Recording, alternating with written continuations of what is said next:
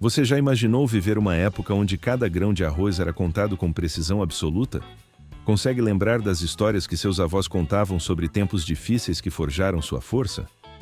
No vídeo de hoje, 22 dicas brilhantes dos nossos avós para sobreviver à Grande Depressão da década de 1930. Vamos voltar a uma era onde criatividade e solidariedade eram as únicas moedas que realmente valiam. Prepare-se para redescobrir sabedoria ancestral que transformou escassez em arte de sobrevivência digna e engenhosa. Remendar, virar e reaproveitar cada peça de roupa. Nada era jogado fora enquanto existisse um único fio aproveitável no tecido gasto pelo tempo. Golas e punhos eram virados quando desgastados, truque simples que dobrava a vida útil das camisas. Roupas de adulto transformavam-se magicamente em vestidos e calças para crianças. Reaproveitamento total garantido. Sacos de algodão e estopa viravam aventais, toalhas e até vestidos de domingo para ocasiões especiais. Retalhos coloridos eram guardados como tesouros, esperando o momento certo para remendar joelhos rasgados. Mães e avós passavam noites costurando à luz de lamparinas, agulhas dançando em tecidos surrados cuidadosamente. A máquina de costura era herança passada de geração em geração, patrimônio familiar inestimável e sagrado. Nenhuma roupa era considerada velha demais, apenas esperando mãos habilidosas que revelassem nova utilidade escondida. O orgulho de vestir roupa remendada era diferente, significava família que lutava junta contra a adversidade. Fabricar sabão de cinza em casa. O fogão a lenha não servia apenas para cozinhar, suas cinzas guardavam um segredo de limpeza poderoso. Banha de porco e sebo eram misturados com cinza em proporções exatas, conhecidas apenas pelas matriarcas. O processo exigia paciência, dias de mexer a mistura até alcançar consistência perfeita desejada. Barras de sabão caseiro eram cortadas e guardadas em prateleiras, estoque que durava meses inteiros. O cheiro característico permanece na memória de quem viveu aquela época de recursos tão escassos. Esse sabão lavava tudo: roupas, louças, corpos, pisos, eficiência que produtos industriais invejavam silenciosamente. Famílias trocavam receitas entre si, cada uma jurando que sua fórmula produzia o sabão mais eficaz. A arte de fazer sabão era passada de mãe para filha, conhecimento oral preservado religiosamente. Nenhum centavo era gasto com limpeza, quando cinza e gordura garantiam higiene completa gratuitamente. Criar galinhas e porcos no quintal. Mesmo terrenos urbanos modestos abrigavam pequenas criações que garantiam sobrevivência da família inteira reunida. Galinhas ciscavam em quintais minúsculos, produzindo ovos que valiam ouro na economia doméstica diária. O porco era criado com restos de comida, engordando lentamente até o dia do abate aguardado. Vizinhos se juntavam para a matança, evento comunitário que dividia trabalho e multiplicava a fartura brevemente. O cacarejar das galinhas era trilha sonora de manhãs, despertador natural que não falhava nunca. Crianças aprendiam desde cedo a alimentar os animais, responsabilidade que construía caráter e disciplina rígida. A criação doméstica representava independência total, família que não dependia de mercados distantes e caros. Cada ovo coletado era vitória pequena contra a fome que rondava portas sem piedade alguma. Essa autossuficiência salvou gerações inteiras quando empregos desapareceram e dinheiro virou lembrança distante apenas. Cultivar a própria horta e pomar. Quintais viravam campos de produção intensiva, cada centímetro de terra aproveitado para garantir sustento familiar. Couve, quiabo, abóbora, mandioca, milho, feijão, canteiros organizados produziam variedade nutritiva absolutamente impressionante. Árvores frutíferas eram plantadas pensando em gerações futuras, herança verde que alimentaria netos e bisnetos. A lua guiava o plantio certeiro, sabedoria ancestral que determinava o momento exato para semear cada espécie. Crianças aprendiam a capinar, regar e colher, lições de vida disfarçadas de tarefas domésticas rotineiras. O orgulho de comer o que próprias mãos plantaram era sentimento que dinheiro nenhum jamais comprava. Hortas comunitárias surgiam em terrenos baldios abandonados, vizinhos dividindo terra, trabalho e colheita fraternalmente. Meses de cuidado constante resultavam em mesas fartas, recompensa que justificava cada gota de suor. A terra nunca traía quem a tratava bem, verdade que nossos avós conheciam profundamente. Aproveitar cada parte do porco. No abate do porco, desperdício era palavra proibida e desconhecida em lares brasileiros. Carne virava linguiça, presunto e toucinho, preparações que duravam meses guardadas em despensas. Ossos produziam caldos nutritivos, bases para sopas que alimentavam famílias inteiras por dias. Vísceras eram limpas com cuidado, transformadas em pratos que hoje seriam considerados iguarias. Couro virava torresmo crocante, petisco que acompanhava feijão e alegrava refeições diárias. Banha era derretida e guardada em latas, gordura multiuso que cozinhava e conservava. Orelhas, pés e rabos engrossavam feijoadas memoráveis, partes que davam sabor incomparável. O sangue virava chouriço saboroso, nada era jogado fora em respeito ao animal. Essa filosofia de aproveitamento ensinou gerações sobre sustentabilidade antes do termo existir. Guardar e trocar sementes com vizinhos. Sementes crioulas eram um patrimônio familiar precioso, guardadas com zelo em latas, garrafas e potes de barro. Cada safra bem-sucedida produzia sementes para a próxima estação, ciclo de vida que não podia falhar. Vizinhos trocavam variedades diferentes entre si, diversificando cultivos e fortalecendo laços comunitários simultaneamente. O conhecimento sobre conservar sementes era transmitido oralmente, segredos que garantiam sobrevivência de gerações futuras. Latas de óleo vazias eram recicladas como guardiãs de futuras colheitas, proteção contra umidade e pragas. Cada semente guardada representava esperança plantada, promessa de fartura que o tempo revelaria eventualmente. Famílias que perdiam suas sementes enfrentavam tragédia real, dependendo de vizinhos solidários que compartilhavam reservas. Essa rede de troca garantiu que variedades antigas sobrevivessem, resistindo a décadas de modernização agrícola. As sementes eram vida guardada em pequenos recipientes, futuro protegido por mãos calejadas pelo trabalho. Cozinhar no fogão a lenha com economia. O calor do fogão a lenha não podia ser desperdiçado, cada brasa trabalhava ao máximo. Várias panelas ocupavam a chapa simultaneamente, arroz, feijão e carne cozinhando em harmonia organizada. O calor residual esquentava água para banho noturno, aproveitamento que reduzia a necessidade de lenha. Trempes sustentavam panelas de barro, calor distribuído uniformemente para cozimento perfeito e econômico. Mães planejavam refeições pensando no aproveitamento máximo, logística doméstica refinada pela necessidade. Doces eram feitos no calor restante, tachos de goiabada mexidos enquanto outros pratos cozinhavam. A lenha era estocada antes do inverno, trabalho que garantia aquecimento. Gerações aprenderam a ler o fogo, entendendo temperaturas pelo brilho das brasas. Esse conhecimento era ciência doméstica e dispensava termômetros e equipamentos modernos. Fazer conservas, compotas e doces em calda. Frutas da época não podiam ser desperdiçadas jamais, abundância sazonal preservada para meses de escassez. Goiabas, laranjas, figos e bananas, tudo virava doce guardado em potes de vidro cuidadosamente esterilizados. Açúcar, melado de cana e rapadura eram agentes de conservação natural, doçura que garantia durabilidade. Prateleiras de despensas brilhavam com vidros coloridos organizados, arco-íris de sabores esperando ocasiões especiais. Compotas eram presentes extremamente valiosos, oferecidas a visitas importantes como demonstração de hospitalidade genuína. O trabalho coletivo unia mulheres da família inteira, tardes de descascar frutas e mexer tachos fumegantes. Receitas eram guardadas em cadernos manchados pelo tempo, caligrafia tremida de avós que perpetuavam tradições. Essas conservas atravessavam estações inteiras, garantindo que sabor de verão alegrasse mesas frias de inverno. Cada pote representava horas de trabalho amoroso, esforço que alimentava corpos e almas simultaneamente. Produzir farinha de mandioca em casa.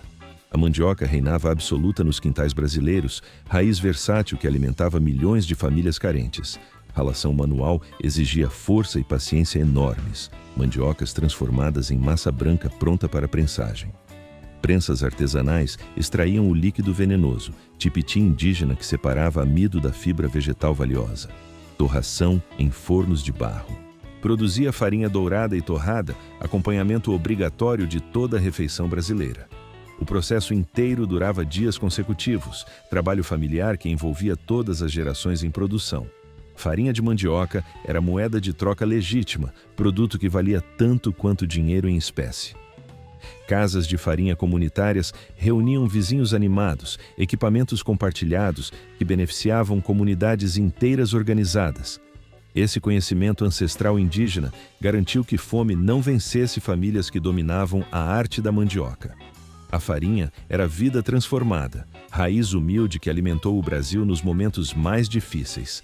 Reaproveitar sobras em novos pratos. Comida jamais era jogada fora. Cada resto era ingrediente esperando transformação criativa e surpreendentemente saborosa. Arroz de ontem virava bolinho frito dourado, crocante por fora e macio por dentro, delícia garantida. Feijão requentado ganhava temperos novos e frescos, transformado em tutu, tropeiro ou sopa encorpada nutritiva. Carnes assadas do dia anterior eram desfiadas habilmente, misturadas com farinha em farofas que rendiam refeições. Pirões aproveitavam caldos saborosos de todas as preparações, engrossados com farinha até consistência perfeita. Sopas reuniam democraticamente todos os restos da semana, mistura que alimentava famílias inteiras satisfeitas. A criatividade culinária nascia da necessidade pura. Pratos inventados que hoje são clássicos da culinária brasileira. Nada era desperdício em mãos habilidosas, tudo era oportunidade para mentes inventivas de cozinheiras dedicadas. Essas receitas de reaproveitamento são patrimônio gastronômico nacional, nascidas da escassez, mas eternizadas pelo sabor. Reutilizar latas, vidros e embalagens. Latas de banha vazias viravam canecas resistentes, recipientes que serviam gerações de crianças. Vidros de goiabada transformavam-se em copos práticos, indestrutíveis e presentes em cozinha brasileira. Latas de querosene eram cortadas e moldadas, virando lamparinas, vasos, brinquedos e ferramentas. A criatividade popular era ilimitada, enxergando possibilidades onde outros veriam apenas lixo. Brinquedos surgiam de sucata, carrinhos de lata que encantavam crianças, tanto quanto industrializados. Embalagens eram lavadas e guardadas, esperando o momento para ganhar nova vida útil. O conceito de reciclagem não existia, mas era praticado diariamente como questão de sobrevivência. Essa mentalidade de reaproveitamento ensinou gerações sobre o valor das coisas além da aparência. Nada era lixo definitivo, apenas matéria-prima esperando transformação por mãos criativas e necessitadas. Trocar serviços e produtos por escambo. Dinheiro era extremamente escasso, mas necessidades continuavam existindo. A solução estava na troca direta solidária. Ovos eram trocados por leite fresco, farinha por açúcar, serviços por produtos em economia paralela funcional. Vizinhos formavam redes de apoio mútuo genuíno, comunidades onde solidariedade substituía moeda corrente escassa completamente. O carpinteiro consertava móveis quebrados em troca de cestas de legumes frescos colhidos naquela mesma manhã. A costureira talentosa fazia roupas recebendo como pagamento galinhas, ovos ou trabalho braçal equivalente combinado. Confiança era a base fundamental dessas trocas. Palavra empenhada valia mais que qualquer contrato formal escrito. Festas comunitárias eram pagas com trabalho voluntário, cada família contribuindo com habilidades específicas que possuía. Essa economia solidária manteve comunidades inteiras vivas quando o sistema financeiro formal as abandonou completamente. O escambo provou que a humanidade sobrevive quando coopera, lição que o capitalismo moderno insiste em esquecer. Costurar e bordar toda a roupa da família. A máquina de costura a pedal era coração pulsante de lares brasileiros organizados. Vestidos, camisas, calças e enxovais nasciam sob agulhas incansáveis que não conheciam descanso. O pedal ritmado era trilha sonora de noites longas, mães trabalhando enquanto família dormia. Bordados decoravam peças simples, arte que transformava tecidos baratos em roupas dignas. Meninas aprendiam desde cedo, sentadas ao lado das mães, observando mãos criando vestuário. Moldes de papel eram passados entre famílias, padrões que vestiam gerações de crianças. O enxoval de casamento era trabalho de anos, cada peça bordada com sonhos. Essa habilidade garantia independência, família que não dependia de lojas distantes. Cada ponto era amor materializado, roupas que abraçavam corpos e aqueciam corações. Fabricar velas de sebo e lamparinas de querosene. Noites escuras eram iluminadas com criatividade, luz produzida em casa com recursos disponíveis. Sebo de boi era derretido e moldado em formas caseiras, pavios de algodão garantindo chama. O cheiro da vela de sebo permanece na memória de quem viveu aquela época. Lamparinas de querosene eram construídas com latas recicladas, engenhosidade simples que vencia a escuridão persistente. A luz tremulante criava sombras nas paredes, cenário de histórias contadas por avós. Economizar querosene era regra, lamparinas acesas apenas quando necessário para tarefas essenciais. Crianças estudavam sob essa luz vacilante, esforço que construía futuro apesar de limitações. Essa iluminação precária ensinou gerações sobre o valor da luz abundante. Hoje acendemos interruptores sem pensar, esquecendo noites que nossos avós passaram trabalhando. Remendar sapatos e fazer alpercatas em casa. Calçados era um luxo absoluto que precisava durar anos, reparos constantes estendendo vida útil indefinidamente. Solas gastas eram substituídas por borracha de pneus velhos encontrados, reciclagem antes do termo existir. Alpercatas eram confeccionadas artesanalmente em casa, couro e fibras naturais moldados por mãos habilidosas e experientes. Crianças herdavam sapatos de irmãos mais velhos obrigatoriamente, calçados que conheciam vários pés diferentes sucessivamente. Andar descalço era absolutamente comum, sapatos reservados para ocasiões especiais, como missas e festas importantes. O sapateiro local era figura essencial na comunidade, artesão que mantinha a vizinhança inteira calçada dignamente. A arte de remendar calçados era conhecimento valioso, passado de pai para filho com carinho. Esses sapatos remendados múltiplas vezes contavam histórias, cada reparo representando um momento de dificuldade bravamente superada. Os pés que calçaram esses sapatos construíram o Brasil, caminhando sobre dificuldades sem jamais parar. Aproveitar cascas, talos e folhas na cozinha. Partes hoje consideradas descartáveis eram ingredientes preciosos em cozinhas antigas que desperdiçavam absolutamente nada. Cascas de abóbora viravam doce delicioso, refogados saborosos ou recheios para tortas salgadas surpreendentes. Talos de couve eram picados finamente, misturados a farofas e sopas nutritivas extremamente econômicas. Folhas de beterraba eram refogadas com alho, acompanhamento que rivalizava com verduras convencionais compradas. Cascas de laranja eram cristalizadas em açúcar pacientemente, guloseima que alegrava crianças em tardes especiais. Chás medicinais surgiam de cascas e folhas diversas, farmácia caseira que tratava males variados. Caldos saborosos eram preparados com partes que normalmente iriam para lixo, sabor extraído de tudo. Essa filosofia de aproveitamento integral ensinou que desperdício é escolha consciente, não destino inevitável. Nossos avós viam ingrediente onde nós vemos lixo, sabedoria que precisamos resgatar urgentemente. Coletar água de chuva em cisternas e tonéis. Água era recurso precioso, cada gota coletada e guardada cuidadosamente. Telhados eram projetados para direcionar chuva para barris, sistema de coleta eficiente. Potes de barro mantinham água naturalmente fresca, tecnologia ancestral que dispensava refrigeração. Cisternas subterrâneas eram construídas comunitariamente, reservatórios que garantiam sobrevivência em secas prolongadas. O som da chuva caindo era música de esperança, promessa de reservas cheias. Crianças aprendiam desde cedo a valorizar água, consciência ambiental nascida da experiência. Banhos eram rápidos e calculados milimetricamente, água aproveitada para regar plantas após higiene pessoal completada. Essa sabedoria hídrica ancestral é urgentemente necessária hoje, lição que a modernidade esqueceu. Nossos avós sabiam que água é vida, verdade simples que torneiras fartas nos fizeram esquecer. Fabricar brinquedos com sucata e retalhos. Crianças não precisavam de fábricas para se divertir intensamente, imaginação transformava lixo em tesouros lúdicos. Bonecas de pano nasciam de retalhos coloridos, enchidas com algodão ou palha, amadas incondicionalmente.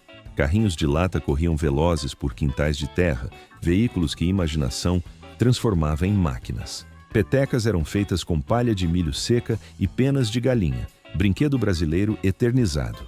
Peões de madeira eram esculpidos pacientemente por pais, momentos de conexão que fortaleciam laços familiares.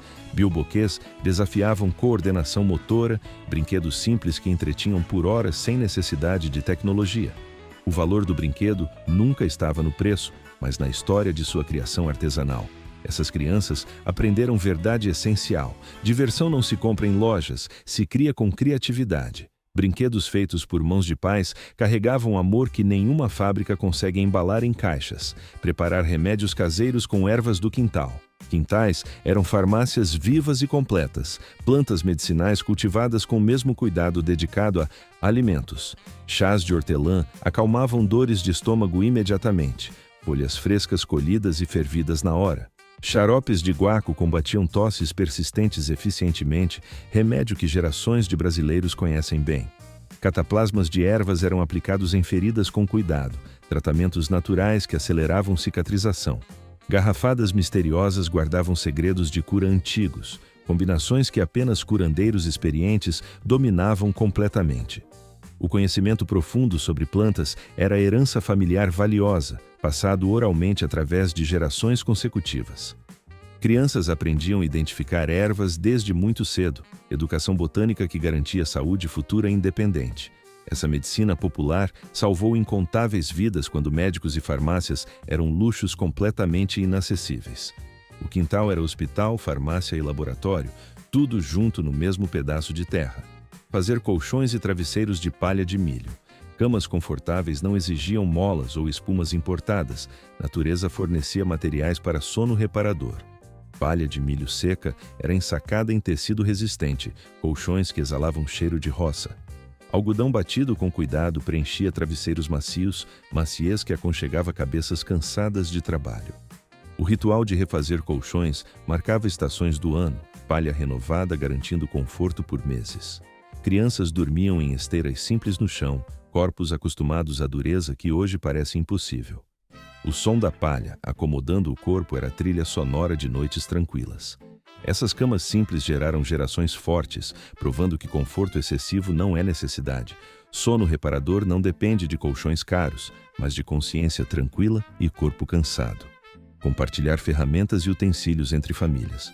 Possuir tudo era absolutamente impossível. Compartilhar era a solução natural que fortalecia comunidades unidas pela necessidade. Tachos de cobre circulavam entre vizinhos próximos, emprestados para fazer doces em épocas de colheita. Formas de bolo eram compartilhadas em aniversários festivos, utensílio que servia várias famílias todo mês. Pilões. Gigantes eram propriedade comunitária coletiva, usados por todos que precisavam beneficiar grãos e temperos. Máquinas de costura eram emprestadas entre parentas e vizinhas, equipamento caro que beneficiava a família estendida. Ferros à brasa passavam de casa em casa regularmente, rotatividade que garantia roupas bem passadas.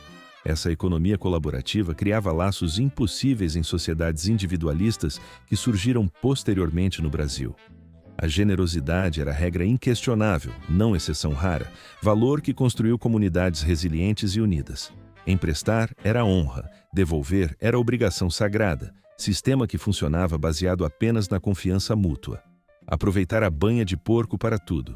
Gordura animal era tesouro multiuso absolutamente precioso, produto que servia a propósitos infinitos em lares brasileiros. Cozinhar era o uso mais óbvio, frituras e refogados ganhando sabor incomparável que manteiga jamais replicava. Conservar carnes era função vital para a sobrevivência. Pedaços submersos em banha durando meses sem refrigeração. Sabão caseiro dependia totalmente dessa gordura abundante, ingrediente essencial para a higiene doméstica completa e eficiente. Pele ressecada pelo trabalho era hidratada com banha, cosmético natural que protegia mãos constantemente. Couro de sapatos era impermeabilizado com gordura, criando barreira contra a água e prolongando durabilidade consideravelmente. Feridas superficiais recebiam banha como proteção curativa, uso medicinal que tradição popular consagrou efetivamente. Esse produto único exemplifica perfeitamente sabedoria ancestral, aproveitamento integral que não desperdiçava absolutamente nada disponível. A banha era ouro branco guardado em latas, riqueza que vinha do porco criado no quintal. Qual dessas dicas dos nossos avós você ainda pratica ou gostaria de resgatar na sua vida?